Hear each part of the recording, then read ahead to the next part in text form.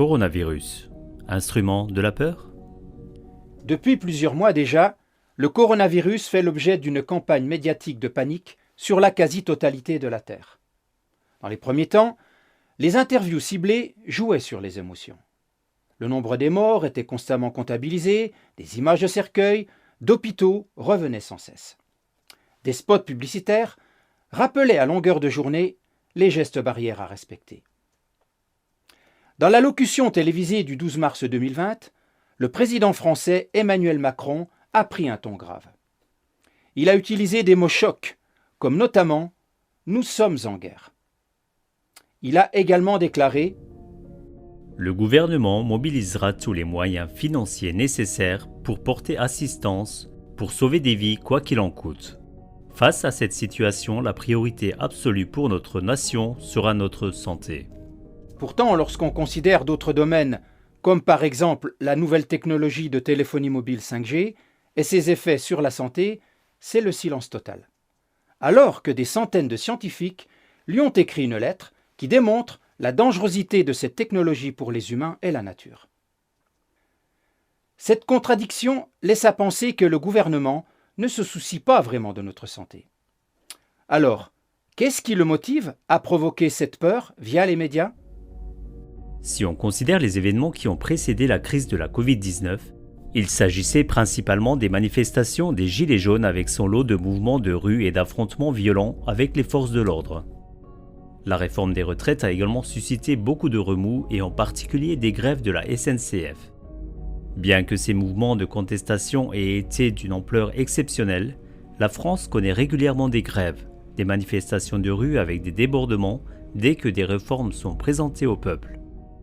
Contrairement à d'autres pays, le peuple français est connu pour être contestataire et rebelle. Et comme par enchantement, des rues qui étaient hier le théâtre d'affrontements violents se retrouvent d'un seul coup vides au point d'entendre les oiseaux chanter à Paris. Pour cela, il a juste fallu faire croire que la santé était la priorité des priorités et faire peur avec des mots et des images. La crise sanitaire serait-elle devenue tout à coup une bénédiction pour le gouvernement ? En effet, il est intéressant de remarquer que suite à la crise de la Covid-19, selon un sondage IFOP, 75% des Français seraient favorables à se faire vacciner. Alors qu'en 2017, lorsqu'il était question d'imposer les 11 vaccins infantiles, selon un sondage Odoxa et France Inter, 56% des Français y étaient opposés. Il y a aussi l'argent liquide, présenté comme un vecteur de maladie. Selon une étude des hôpitaux universitaires de Genève, les virus de la grippe peuvent survivre jusqu'à 2 bonnes semaines sur les billets de banque. Depuis cette crise, beaucoup de magasins n'acceptent plus d'argent liquide. Là encore, est-ce la bonne excuse pour précipiter la fin de l'argent liquide ?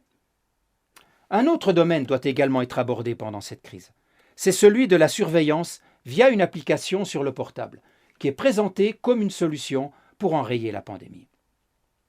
On peut noter également que le ministère de l'Intérieur a lancé le 12 avril un appel d'offres de 3,8 millions d'euros pour l'acquisition de drones.